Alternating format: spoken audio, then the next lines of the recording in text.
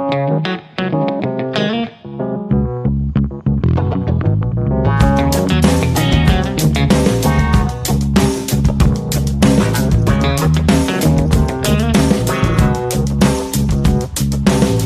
everyone, welcome back to the channel. Today is a wild day in the soap world, and we have an absolute mountain of drama to unpack. We are diving straight into the deep end of the Genoa City chaos because things are just exploding right now. Grab a coffee and settle in. Let's get right into it. So we are at the Genoa City Athletic Club, and you can just feel the tension in the air. It is thick, it is heavy, because Malcolm Winters is fighting for his life right now. Aplastic anemia is no joke, and time is running out. So Dr. Stephanie Simmons is sitting there with Lily Winters, and it is just a heartbreaking scene to watch, because Lily is terrified. She already lost Neil. She cannot lose Malcolm too, but the reality is setting in that they might not have a match. Stephanie is trying to be the rational doctor here. She is talking to Lily about backup plans, about other options they need to pursue if the test results for the twins come back negative. Charlie and Maddie are out in Los Angeles getting tested, but they just do not know yet, and the waiting is pure torture. But Lily is not a patient woman, not when it comes to her family, not when her father is lying in a hospital bed with his bone marrow failing, so Lily turns her attention to Holden Novak, the sudden secret brother, the guy who just fell out of the sky into their lives. Lily is practically on her knees begging him. She is pleading with Holden to save Malcolm's life, and it is just raw. It is unfiltered desperation. Lily knows what it is like to face death. She survived ovarian cancer. She knows the cold fear of sitting in a hospital room waiting for a miracle. And she is looking at Holden like he is that miracle. She is telling him that time is up. Malcolm does not have weeks or months. He has days, maybe less. And she needs Holden to step up and be the hero. But Holden is just standing there, and he looks so conflicted. He looks angry, because from his perspective, this is all just a massive unfair burden.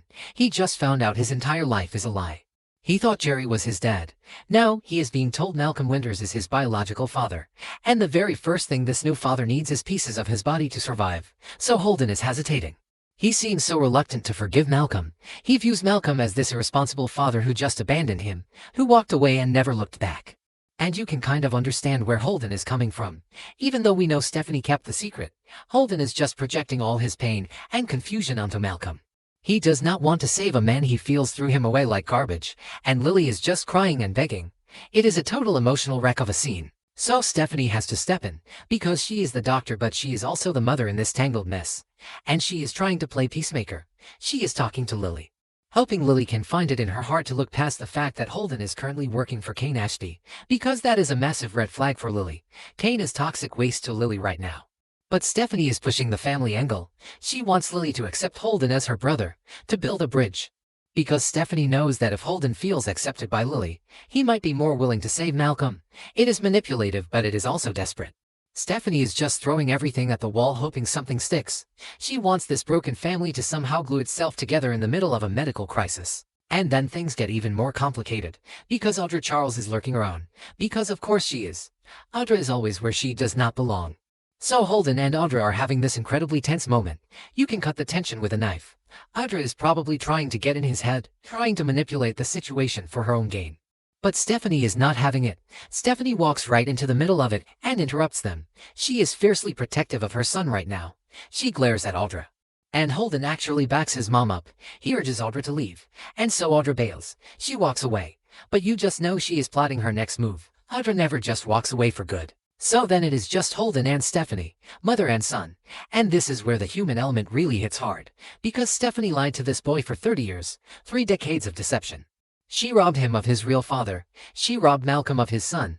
It is a massive, unforgivable lie in the soap world. But Holden looks at her, and despite being so deeply hurt, despite being completely stunned by the deception, he assures her that he is still her #1 fan. He actually says that, and it just breaks your heart, because he is so lost right now. He just needs his mom. Even if his mom is the one who caused all this pain, he forgives her, or at least he is trying to. And Stephanie is just overwhelmed with relief and guilt. And Stephanie tells him her deepest wish right now. She expresses this desperate hope that Malcolm gets better. She wants Malcolm to recover so he can actually have a chance to bond with Holden. She wants to fix the massive mistake she made all those years ago. She wants Holden to have a father. And she points out that Holden also has a chance to bond with Lily, to have a sister, to have a real family, the Winters family.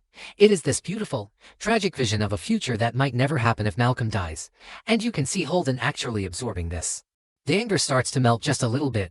The idea of having a sister like Lily, a father like Malcolm, it is tempting. It is pulling at his heartstrings. But the drama does not stop there, because nothing in Genoa City ever stays quiet for long. Enter Kane Ashby. And Kane is just a walking disaster zone right now. But he is a disaster zone who knows things. Kane approaches Lily, and the history between these two is just a massive, heavy anchor dragging them down.